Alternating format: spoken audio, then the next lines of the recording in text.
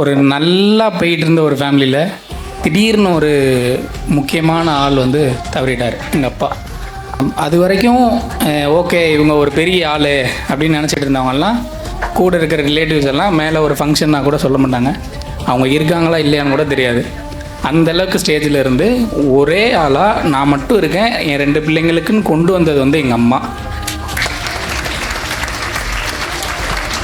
யாருமே சப்போர்ட் பண்ணாமே இந்த அளவுக்கு வந்த நாங்கள், எங்களமானு இருக்கிறவங்கள நீங்கள் சப்போர்ட் பண்ணியிருந்தீங்கன்னா நாங்கள் இன்னும் ரொம்ப பெருசாக வந்திருப்போம்.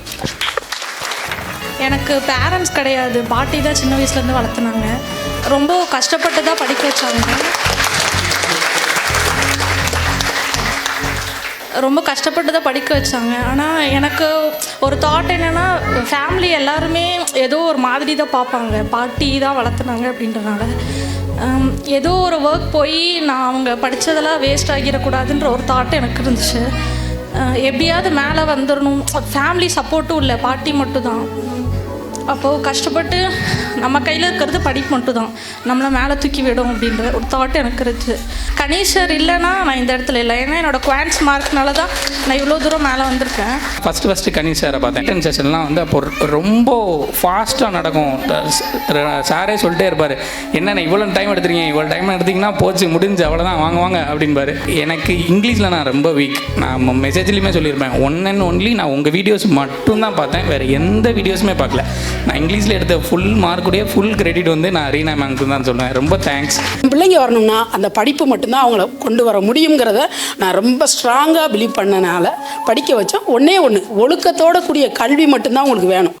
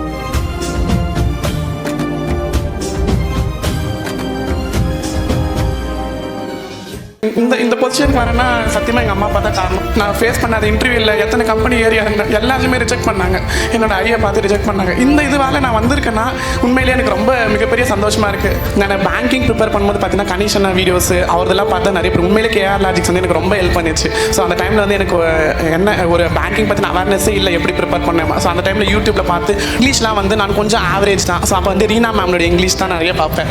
ஸோ அவங்களுக்கு நிறைய வீடியோஸ் வந்து பேசிக் ஆகட்டும், கிராமர் ஆகட்டும், டென்சஸ், இடியம்ஸ் எல்லாமே வந்து கிளியர் கட்டாக ஒரு வீடியோவில் சொல்லிக் கொடுப்பாங்க. இந்த கேஆர் லாஜிக்ஸோட மார்க் இன்டர்வியூ அட்டெண்ட் பண்ணியிருக்கேன். அப்போவே சொன்னாங்க, நீ நெக்ஸ்ட் இயர் வந்து இங்கே இருக்கக்கூடாது, இந்த சக்ஸஸ் மீட்டில் வந்து நீங்கள் கண்டிப்பாக மெடல் வாங்குவீங்கன்னு ரமேஷ் சார் எனக்கு சொன்னார். பட் ஒரு விஷயம் வச்சுங்க, this is the beginning, this is not the end. எப்பயுமே think big, aim big, achieve big. எல்லா எக்ஸாம்ஸ் பாஸ் பண்ணிட்டு வர்றது நம்ம இந்த பரம்பரை தான் விளையாடுவோம், லாஸ்ட் வரும்ல, அது மாதிரி தான் இன்டர்வியூவில் போயிடுச்சுன்னு வச்சோங்களேன், மொத்தமாக அப்படியே இறந்துமா. நம்ம பிள்ளைங்கிட்டலாம் நிறைய திறமைகள் இருக்குது, அதை வந்து நம்ம அவங்கள சப்போர்ட் பண்ணி அதை கொண்டு வந்தோம் அப்படின்னா நிச்சயமாக நல்ல ஒரு பிளேஸில் வருவாங்க.